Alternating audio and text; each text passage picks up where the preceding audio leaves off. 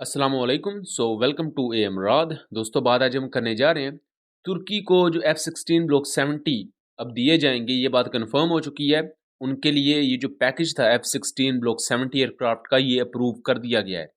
उसी को लेकर अब सोशल मीडिया पर एक नई बहस चल चुकी है पाकिस्तान एयरफोर्स को लेकर, या पाकिस्तान एयरफोर्स के F-16 को लेकर, कि पाकिस्तान एयरफोर्स के F-16 की अपग्रेडेशन के लिए भी ये एक दरवाज़ा खुल चुका है। और इंडियन साइड पर भी इस चीज़ को एड्रेस वैसे किया जा, पाकिस्तान तुर्की के थ्रू इनडायरेक्टली अपग्रेड करवा लेगा अपने F-16 को। इन चीज़ों को हम जरा एड्रेस करते हैं आज की वीडियो में। सबसे पहले मैं बताता चलूँ कि यूएस स्टेट डिपार्टमेंट ने अप्रूव कर दिया है $23 बिलियन के एवज F-16 ब्लॉक 70 की पूरी एक डील तुर्किया को। इसमें 40 नए F-16 ब्लॉक 70 होंगे जो कि लॉकहीड मार्टिन बना के देगी तुर्की को, जबकि 79 यानी कि 79 F-16 वाइपर किट्स मिलेंगी। ये ब्लॉक 70 की अपग्रेडेशनल किट्स होती हैं जो कि तुर्की अपने पुराने F-16 पर अप्लाई करेगा और पुराने F-16 फिर अपग्रेड हो जाएंगे ब्लॉक 70 स्टैंडर्ड पर। यहाँ APG-83 एक्टिव इलेक्ट्रॉनिकली स्कैंड अरे रडार 149 मिलेंगे। उसके अलावा 952 AIM-120C8 BBR मिसाइल्स मिलेंगे, 401 AIM-9X मिसाइल्स मिलेंगे। उसके अलावा GBU-39, उसके अलावा AGM-88B, AGM-88E anti radiation missiles मिलेंगे तकरीबन 1400 के करीब, यानी कि उनमें से कुछ B वर्जन होंगे, कुछ E वर्जन होंगे, JDAMs मिलेंगे और काफ़ी कुछ एक लंबा चौड़ा जो है ना वो तुर्की के लिए पैकेज अमेरिका ने अनाउंस कर दिया है। और ये पैकेज अनाउंस क्यों किया है? क्योंकि 2023 में तुर्की ने स्वीडन और फिनलैंड को नेटो का हिस्सा बनने में मदद की थी, क्योंकि तुर्की ने फड्डा डाल दिया था कि हम इन कंट्रीज़ को नेटो का हिस्सा नहीं बनने देंगे।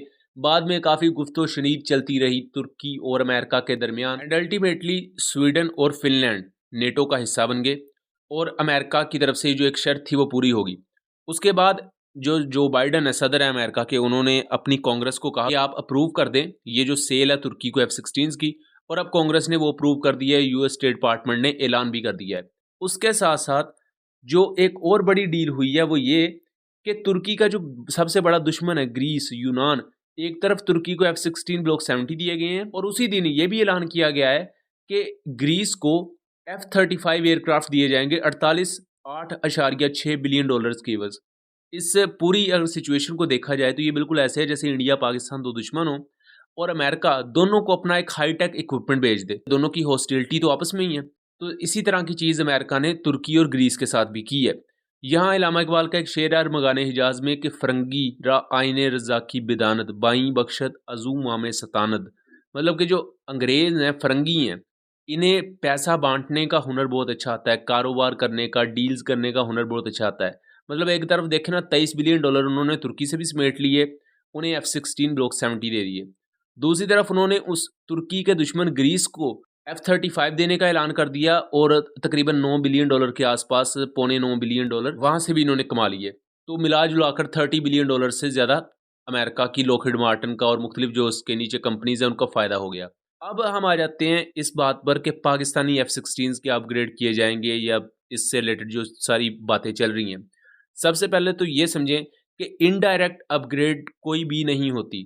पाकिस्तानी F-16 तभी अपग्रेड हो सकते हैं जब यूएस स्टेट डिपार्टमेंट बाकायदा इसका ऐलान करे, अमेरिकन गवर्नमेंट के साथ इसके बारे में सारी निगोसिएशंस हों, और ये तमाम प्रोसेस को फिलअप जब तक ना किया जाएगा तब तक किसी भी किस्म की अपग्रेडेशन, ओजगुर अपग्रेडेशन भी क्यों ना हो तुर्की की, वो भी नहीं हो सकती जब तक अमेरिका इजाज़त ना दे, क्योंकि F-16 अमेरिका की बनाई हुई चीज़ है, यानी कि इसके जो राइट्स हैं वो अमेरिकन कंपनी लॉकहीड मार्टिन के पास है, पहली चीज़। दूसरा, पाकिस्तान F-16 ब्लॉक 70 के पीछे अब उस तरह पागल नहीं है जैसा कि शायद एक वक्त में था, या जैसा कि आजकल तुर्की है, क्योंकि तुर्की के पास और कोई चॉइस थी ही नहीं। तुर्की के पास ढेर तादाद में F-16 पड़े हुए हैं। अगर वो कोई नया जहाज़ भी लेते हैं तो उससे इंटरऑपरेबिलिटी का वक्ती तौर पर मसला बनेगा। उसके अलावा एक नया आप एयरक्राफ्ट जब लेकर आते हो अपनी एयरफोर्स में, तो पूरा इकोसिस्टम डेवलप करना पड़ता है, वो भी एक मसला क्रिएट कर देता है। इसलिए तुर्की बेहतर यही चाहता था कि उन्हें F-16 ब्लॉक 70 ही मिल जाए। पहले भी F-16 ही है एयरफोर्स में, तो ब्लॉक 70 भी अगर एयरफोर्स में आ जाएंगे तो वो इतना मसला नहीं बनेगा, इंटरऑपरेबिलिटी भी बेहतर रहेगी। ये उनकी एयरफोर्स के लिए बेहतर था। अगर पाकिस्तान एयरफोर्स F-16 ब्लॉक 70 को अपने लिए लाजम व मलजूम करार दे देती सन 2005 में 6 में, तो कभी भी JF-17 थंडर आपको इतना ज़्यादा एडवांस शेप में पाकिस्तान एयरफोर्स में नज़र ना आता। पाकिस्तान फिर F-16 के पीछे ही अमेरिका के पीछे फिरता रहता। पाकिस्तान ने तभी ये फैसला कर लिया था कि एटलीस्ट अपनी एक मिनिमम कैपेबिलिटी बनाई जाए कि हमें एटलीस्ट अमेरिका पर डिपेंडेंट ना रहना पड़े। कारगिल वॉर की मिसाल हमारे सामने है कि हमारे पास F-16 थे, लेकिन उसके स्पेयर्स रोके हुए थे अमेरिका ने, हम पर आर्म एम्बार्गो था, तो पाकिस्तानी एयरफोर्स उतने बेहतर पोटेंशियल के साथ कारगिल वॉर में पार्टिसिपेट नहीं कर पाई थी। इसी तरह आने वाले वक्त में भी हमने देखा कि अमेरिका की तरफ से पुर्जे रोक लिए जाते थे, बहुत से इश्यूज बनते रहे हैं। तो उसके अलावा एक और भी यहाँ बहुत आम पॉइंट है कि अगर पाकिस्तान इतना ही F-16 ब्लॉक 70 के पीछे पागल होता तो फिर कभी जेट-एंड-सी ना पाकिस्तान खरीदता।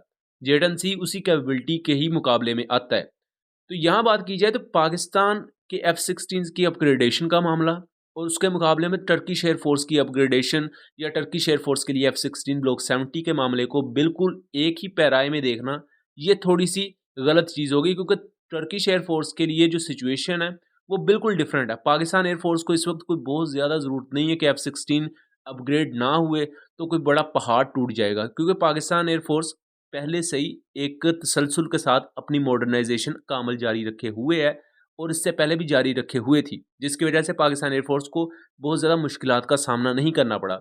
लेकिन टर्किश एयरफोर्स को खड़े पैर ये याद आया कि अब हमारे पास कोई और चॉइस नहीं है कि जो दुश्मन है, यानी कि जो हॉस्टाइल नेशन है तुर्की की, ग्रीस, उसके पास F-16 ब्लॉक 70 भी आ गए, राफेल भी आ गए, अब F-35 भी आ रहा है। तो तुर्की के लिए ये बहुत ज़रूरी हो चुका था कि वो F-16 ब्लॉक 70 की तरफ जाएँ। यूरोफाइटर टाइफून लेने की भी वो अभी बात कर रहे हैं, लेकिन वो भी चीज़ें बहुत ही लंबे प्रोसेस में चलेंगी।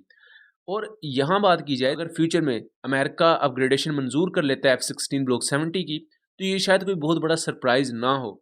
लेकिन अगर पाकिस्तान के पास चॉइसेस ना होती कोई भी, या पाकिस्तान ने JF-17 को डेवलप ना किया होता, या चाइना के साथ एक अच्छा अलायंस ना होता, तो आज पाकिस्तान एयरफोर्स बड़ी मुश्किल में होती। और अगर ऐसी मुश्किल सूरत हाल में पाकिस्तान एयरफोर्स अमेरिका के पास जाती F-16 की अपग्रेडेशन के लिए, तो अमेरिका बहुत ही ज़्यादा सख्त किस्म की शराइत रखता। जैसा कि अब तुर्की अपने आप को दोबारा से अलाइन कर चुका है अमेरिका के साथ, एंड ऑब्वियसली ये फ्यूचर में रशिया के साथ ताल्लुकात बनाने में तुर्की को थोड़ा सा मुश्किल क्रिएट करेगा। जैसे कि S-400 तुर्किया ने पहले लिया था, तो F-35 प्रोग्राम से निकाल दिया गया था। अब अगर फ्यूचर में वो फिर कोई ऐसा दोबारा से ऐसी कोई डील करते हैं रशिया के साथ, या फ़र्ज़ करें चाइना के साथ, तो ये जो F-16 ब्लॉक 70 हैं, इनके थ्रू ब्लैकमेल किया जा सकता है तुर्किया को। और दूसरा, अमेरिका ने फाइनली तुर्किया को F-16 ब्लॉक 70 क्यों दिए, बाकी कोई जहाज़ क्यों नहीं खरीदने दिया? उसकी वजह भी ये है कि जो नेटो में सबसे ज़्यादा मैन पावर है, जो सबसे ज़्यादा फ़ौजें हैं मौजूद, वो तुर्की की हैं। बाकी टेक्नोलॉजिकली बाकी कंट्रीज़ ज़्यादा एडवांस है, लेकिन जो ज़्यादा फ़ोर्सेज़ हैं, जो ज़्यादा इक्विपमेंट यूज़ होता है, वो तुर्किया का है। तो एक मेजर कंट्रीब्यूटर है तुर्की नेटो की फ़ौजों में। इस वजह से अमेरिका को तुर्की की ज़रूरत है। एंड आई होप कि पाकिस्तानी F-16 की अपग्रेडेशन से रिलेटेड एंड तुर्किया से रिलेटेड जो ये तमाम चीज़ें डेवलपमेंट हुई हैं, इससे रिलेटेड चीज़ें क्लियर रही होंगी। वीडियो पसंद आई हो तो चैनल को सब्सक्राइब कीजिएगा एंड वीडियो को ज़्यादा से ज़्यादा शेयर कीजिएगा। मिलेंगे अगली वीडियो में, तब तक के लिए अल्लाह हाफ़िज़।